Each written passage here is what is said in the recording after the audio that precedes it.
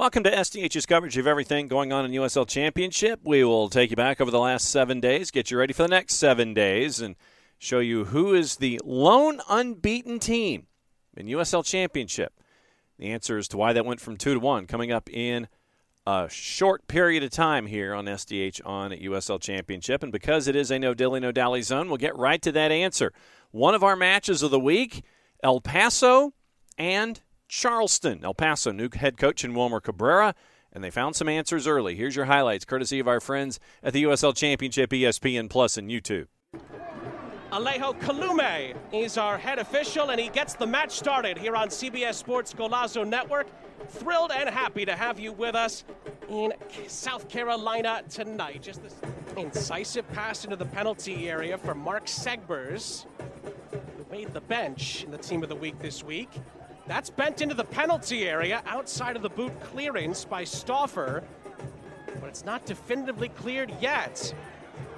Chance for a shot, and it's skewered wide off the boot of Josh Drack. Unquestionably wanted to start out fast, and they have. They've played on the front foot. They've played positive, committing good numbers, occupying channels 1 through 5.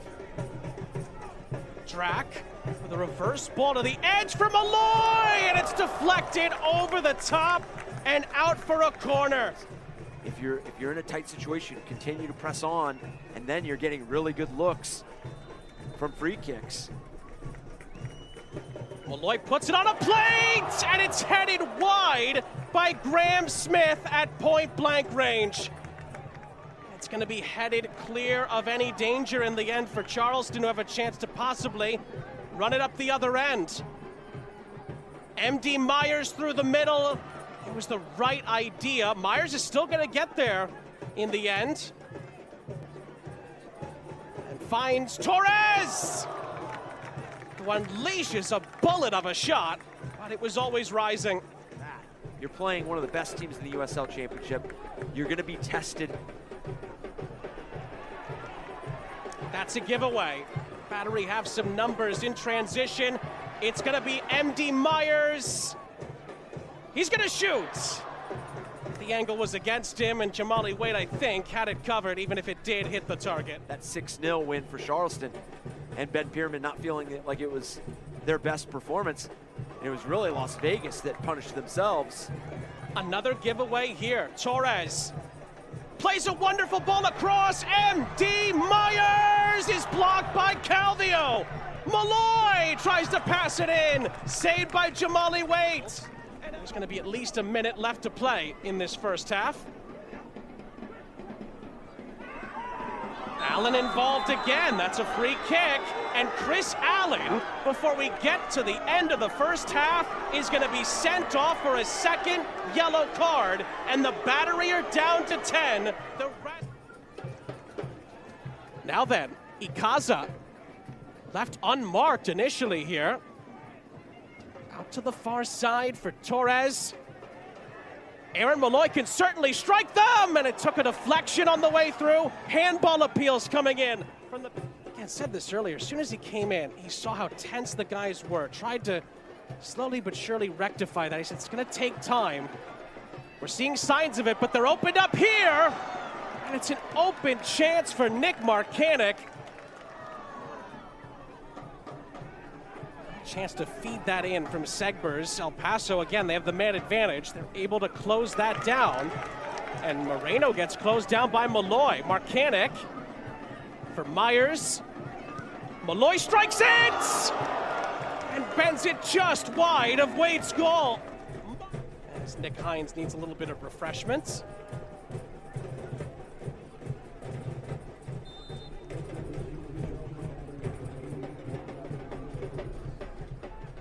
Good look at David Torres there, and I think for a night that...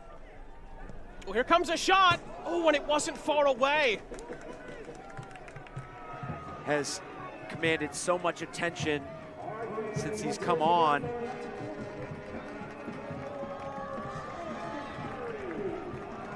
Another chance for Charleston to break the deadlock. In by Malloy, another chance at a header. This time he's in jeopardy at the moment. They're trying to fight through it with just 10 on the pitch. El Paso trying to fight through it because Charleston are still that good, but also because they have 4 players on a booking. Meanwhile, Rose plays it across and it's tapped in! Against all the odds, El Paso lead in the Low Country. Armando Moreno scores his 4th goal of the season, and Los Locos lead the Players' Shield leaders. It's 1-0. Throughout this match has been composed and balanced, picking their moments, and what an entry pass to Liam Rose here. Jackson Conway is going to come on, and that is going to be it for Mark Segbers down the stretch. Well, certainly, Jackson Conway is a potential game-changing player.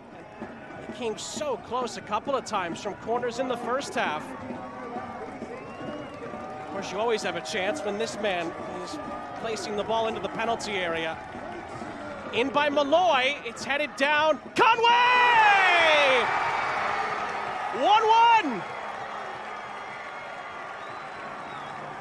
The Charleston Battery are not going to lie down. The 10 men have equalized. Conway, the super sub, levels it up. And the Battery's unbeaten run may not be done yet. 1 each. An instant impact for Jackson Conway. The delivery, as you mentioned.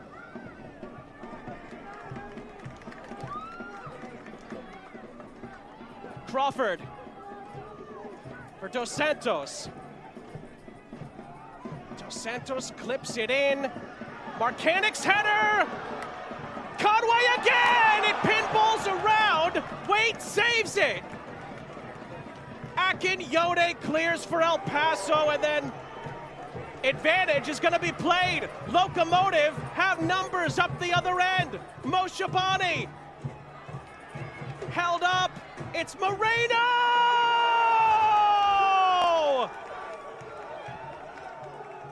Can you believe it? Armando Moreno lands a sucker punch at the other end. El Paso lead again. And Charleston's unbeaten start may very well have just gone up in a puff of smoke. And what a drive here by Moshabani. You almost think initially that Charleston do a terrific job, which they do. Malloy. Charleston crying out for a late hero. Crawford into the middle, it's headed off the post! And it's out for a corner.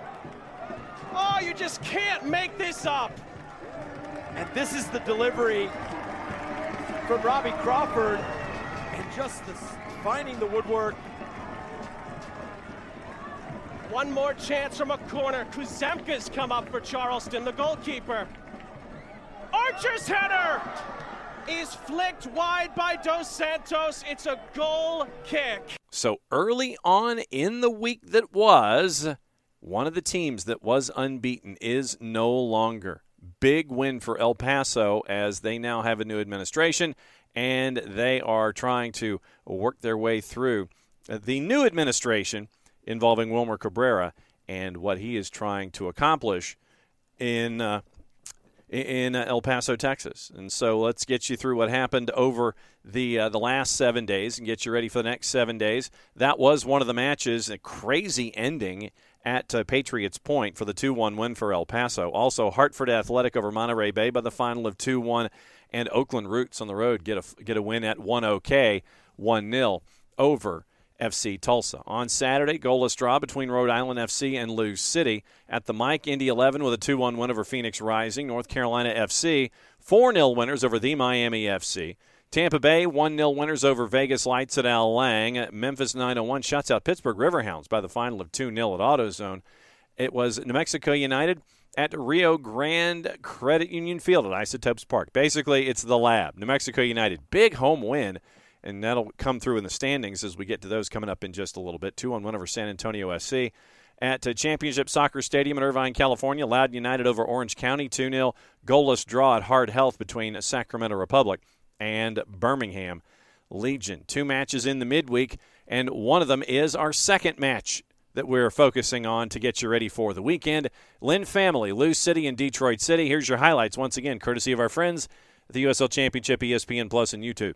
Beautiful evening here at Lynn Family Stadium in Louisville, Kentucky. Glad to have you with us on the Golazo Network with the coach Eric Dobransky. I'm Joe Malfa, and we are underway between Lou City and Detroit City. Early corner kick for Lou City. Corner brought to you by Wi-Fi. Perez standing over it.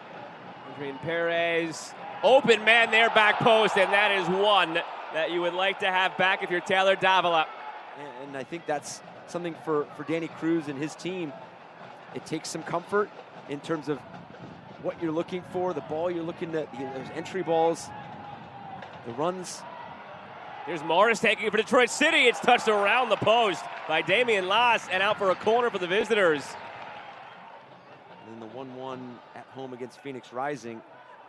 In the 18 days in between league games, is the team that's going to want to come out and test Lou City. Perez testing right now, and Steinwasser makes the save off the deflection. They're well aware of that 2.3 points per game right now. Here's Morris cutting in, going for goal. Another one off target, but another sign of Lou City knocking on the door. Count them up, 1, 2, 3, 4, 5, 6. Basically a 7-man Louisville wall with a couple of Detroit City players in the mix as well. It is Williams through all of that, saved by Lass. Morris has it now, centers, and it's out for a corner. Now it's Winder. Swings it all the way around to Morris. Jake Morris goes for a goal. He's done that twice now. This one a little bit closer than the first one, but not afraid. That's not on the corner arc. We can see that. Game of centimeters. Whipped in toward the back post, and it's punched awkwardly by Lass, and now over the line from Matthews. A lot of bodies in front. Detroit City finds a way, and they have a 1-0 lead. And misplayed. Fake from Perez, taken by Serrano.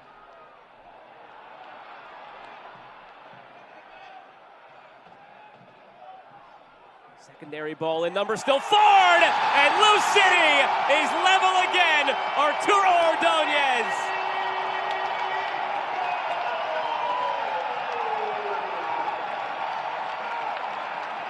And that second wave from Lou City, that delivery was spot on.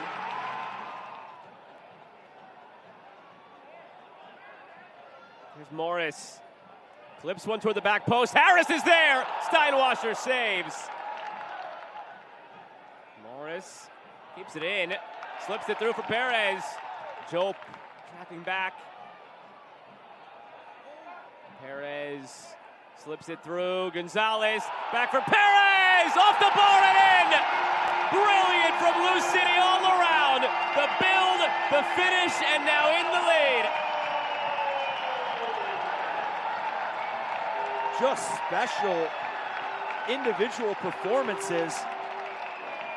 And it starts with Jake Morris keeping this ball alive along that sideline. And then Perez with his own little move around Jope in that wide area to free himself up. Now in his third year with Louisville, it's his second assist of the year. Leon Perez, his second goal of the year, and now Gonzalez goes again. Gonzalez goes for a goal, and it's deflected out for a corner. Ryan Williams will be the trigger man once again. Looking for Yazid Matthews, you'd imagine the big target in front. It's sent his way, it's Amumensa on the back end. That's his first assist of the season.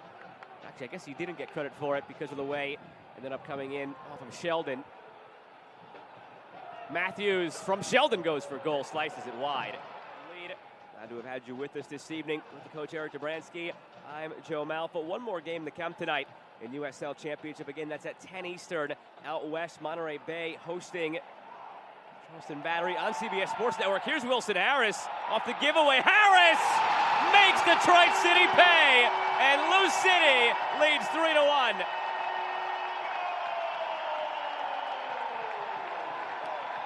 just outstanding from Wilson Harris. And this is where Lou City has been fantastic all season, is not settling. Nick Marcanic playing, you mentioned that later game, Monterey Bay. Nick Marcanic with 13 goals last season, so. Jobin behind and nearly a response from Detroit City. Becerra, end line, slips it back from Morris, heavy touch, bobbled it. Still loose in front, and it's touched wide by Las. Nearly again. Just put another star above the crest and this little championship drought they've had, and they wanted all to run through Lynn Family Stadium. You can see why. Morris goes for goal. Oh, what a finish! The exclamation point on the evening. Jake Morris with his second of the season, and it is all Louisville tonight. And a spectacular finish. You could see him let this play develop, head up, looking for what runs are available. Just continuing to drive. He's got Stephen Carroll on his back foot. Head up, and this left-footed rocket, bottom corner. We know he's always looking for more. So in a 4-1 game, what could he have possibly been upset about? But that's his mindset, as Las has this one. In that conversation in the first half that he said it would come across as greedy, but he wants more finishing from a team that was pacing the league already.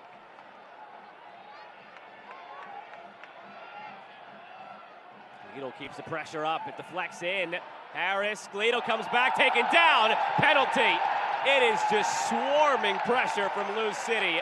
Any way you turn, if you're Michael Bryant, feels like you're playing against 22 purple jerseys. From Lou City, and what I think a lot of teams, when you press the way Lou City does, what a lot of teams don't do well, and Lou City do, is screen passes. Because and now Wilson Harris can give it to him. He provided the third goal of the evening for Lou City. It was his 9th of the season. He could give these fans the 5th that they want and bring his own tally to 10 in 2024. Harris against Steinwasser, and he does just that. 10 goals in 2024 for Wilson Harris. And 5 unanswered for Lou City after conceding first. You talk about the standards, not quite midway, where they took that 6-0 loss at San Antonio and saw themselves in the final, in the USL final. So you're going to have some of those games that just don't go your way, and you correct them and you move forward. But what a performance from Danny Cruz's side. 5 on the board for Lou City, and they came up with full points. Monterey Bay and Charleston Battery, they were the late game at Cardinal, and it was a goalless draw out west. And that sets up the standings as we get you ready for the weekend that will be the first weekend in the month of June. Eastern Conference. 1 loss on the board for both Charleston and Lou City. Lou City has 2 matches in hand, and they are trailing by 2 points, 28-26. Indy 11, 6 points back. They've won 5 on the spin. They're at 20 points through 12. Tampa Bay, 2-game win streak, shaking off a 2-game losing streak, 19 points through 11. Detroit City, a lot of matches in hand, either 2 or 3 to the folks above them, 5-2-2. They have lost 2 out of their last 4, only 2 points in their last 4. But they're in 5th place. Legion at 15 points, 4-4-3 across the board. Loudoun United's won 2 in a row. They're at 14 points. They have 1 more win than North Carolina FC, who has won 2 of their last 3 to get to 14 points. That's the playoff bar right now. Pittsburgh has 2 points in their last 3 matches. They're at 13 points. Hartford Athletic snapped the 4-game losing streak with that last result. They had Rhode Island 7 draws in 11 matches this year. They are at 10 points, and the Miami FC has lost 4 in a row. They're at 2-9-1, 7 points at the bottom of the East. In the Western Conference, we mentioned New Mexico United. They are now top of the ladder. They've won 3 in a row, 4 of 5 at 22 points. Sacramento at 5-0-6 have drawn their last 3, unbeaten in 5, unbeaten in the overall, but they've only drawn their last 3 points, and they're at 21. Then there's a big space. Monterey Bay, 13 matches played, 16 points. Memphis 901, 11 matches played, 16 points. They are unbeaten in their last 5. They've won 4 of those. Phoenix Rising at 15 points. They are ahead of Orange County on goal difference. Orange County, by the way, they are winless in their last 3. They've lost 3 in a row, and they've lost 4 of 5. Oakland Roots at 14 points, 1 more win than San Antonio FC. That's your playoff bar. Colorado Springs has won 4 in a row, and they're at 13 points after that disastrous start that they had. Vegas Lights has only 2 points in their last 5 matches. They're at 11 points. FC Tulsa is at 10 points, having lost 2 in a row. El Paso, having won 2 of 3, is now at 8 points, and they are within shouting distance of everyone above them in the Western Conference. And so that sets us up for the weekend. We'll give you your juice boxes and all your news coming up in short order. When it comes to everything going on in and around USL Championship, reminder that you can vote for Save and Goal of the Week.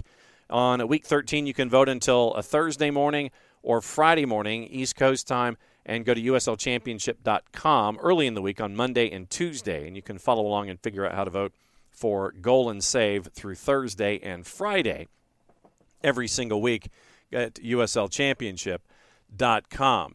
USL and CBS Sports have announced an additional match to air on the CBS television network on Big CBS. That's going to be Sunday, July 21st.